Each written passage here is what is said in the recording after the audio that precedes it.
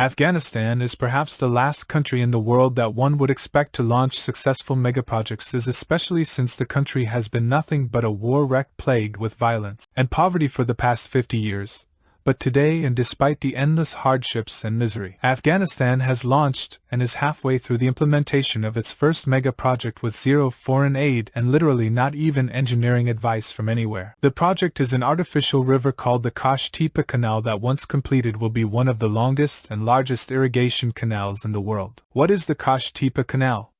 Why are they building it? And how did they succeed in achieving such a colossal milestone? Qosh Tepa Canal is a 285 kilometers long, 152 meters wide and 8.5 meters deep artificial river in northern Afghanistan that extends from the Amu Darya River starting in the province of Balkh and passing through the provinces of Jowzjan and Faryab. Approximately half of the canal has been completed, and the rest is being built at a rather fast pace due to an ongoing growing water and food shortages crisis across the country. Some countries that share the Amu Darya River with Afghanistan complain that the canal may affect their share of the river water. However, Afghanistan has vowed to not allow such a thing to happen. It is also clarified that it is the only country that literally does not benefit from the river, and thus it is entitled to its share. This canal is quite an urgent matter for the people of North Afghanistan, which has become an arid desert over the past few decades as a result of global warming, declining groundwater reservoirs, and lack of sufficient irrigation systems. The canal is now bound to provide water to more than 1 million Afghanis while enabling thousands of farmers to return to agriculture. This will be achieved as 55,000 hectares of land are turned into farms with a great focus on grains and wheat. In fact, the country aims to become a wheat exporter by 2028. The project began in March 2022 and is set to be completed in 3 phases. The first and second phases involve the actual digging of the canal, while the third phase is dedicated to the installation of water irrigation systems and other infrastructure. The project is managed by the Afghani National Development Corporation and is fully funded by the government from tax revenues. Initial estimates put the cost at $500 million. However, new estimates predict the need for an additional $100 million. This leads us to wonder how the Afghanis managed to undertake such a colossal project with limited and rather old equipment, a limited number of experienced engineers, and no outside help. Some Asian media outlets were too harsh when describing how the Qosh Tepa Canal was being built.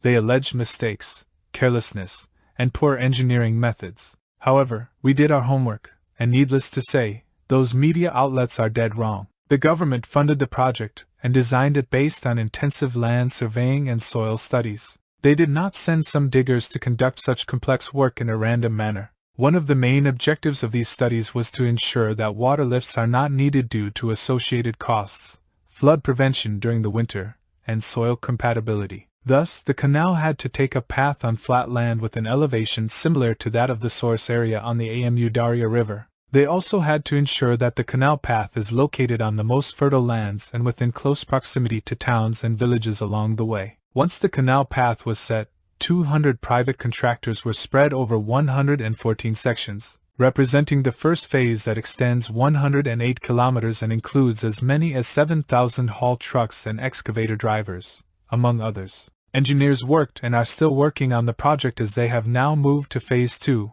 which is 177 kilometers long. Each contractor would spread tens of excavators in a line with enough space in between for the haul trucks. The trucks would then be filled and left in an orderly manner to dump their loads in nearby designated low-elevation areas. Once a section was dug and approved by the engineers and supervisors, the machines moved on to the next section and replicated the process based on detailed maps and specifications. The first step in the whole project involved the construction of 14 hydraulic gates that are topped by a bridge for vehicles. These gates were constructed for flood prevention during the winter and heavy rainy periods when the Amu Darya River levels rise.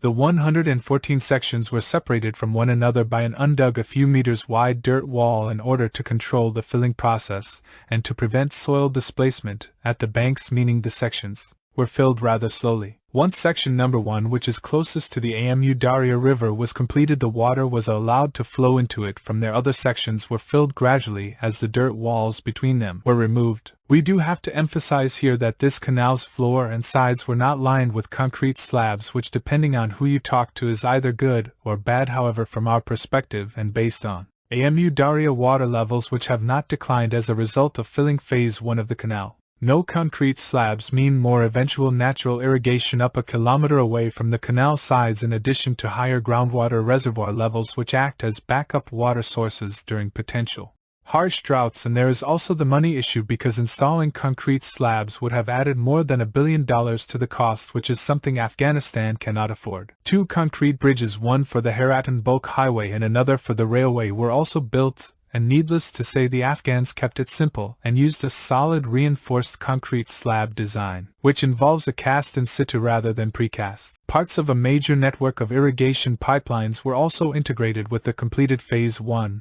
and the surrounding area. These underground irrigation pipelines are designed to give farmers up to a few kilometers away from the canal access to water. Other water mains were installed to connect with water pumps at nearby villages and towns. During the final stage of building Phase 1, up to 1 million cubic meters of soil were removed daily, which needless to say is quite impressive, taking into consideration that most of the excavators and haul trucks they used were old, and in some cases, from the 1960s. They also planted thousands of trees at the canal to reinforce the soil and prevent erosion. A 20-kilometer area was also planted with a variety of crops to test the soil and the effectiveness of irrigation systems. People living near the canal also experienced, and continue to experience, an economic boom as thousands of workers are employed. Old farms are replanted, and roads are improved. Contrary to some rather hateful reports, all contractors and their prospective workers were and are still being paid well and on time. Another phenomenon we observed while analyzing the project is the diversity in the workforce and the high level of optimism and happiness among workers, farmers, and residents in nearby areas who have been living in a negative environment for decades due to wars, droughts,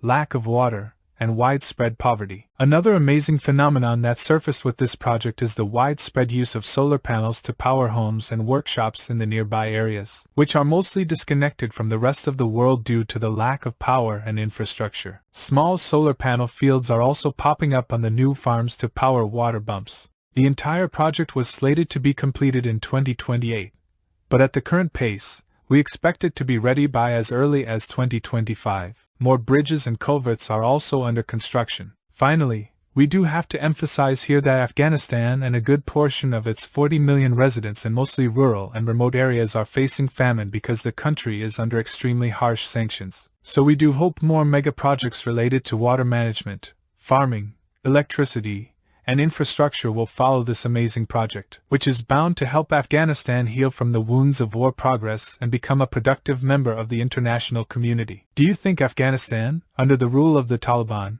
can complete this mega project and initiate new ones? Let us know in the comments section, and please like, share, subscribe, build bright, and hit the bell icon.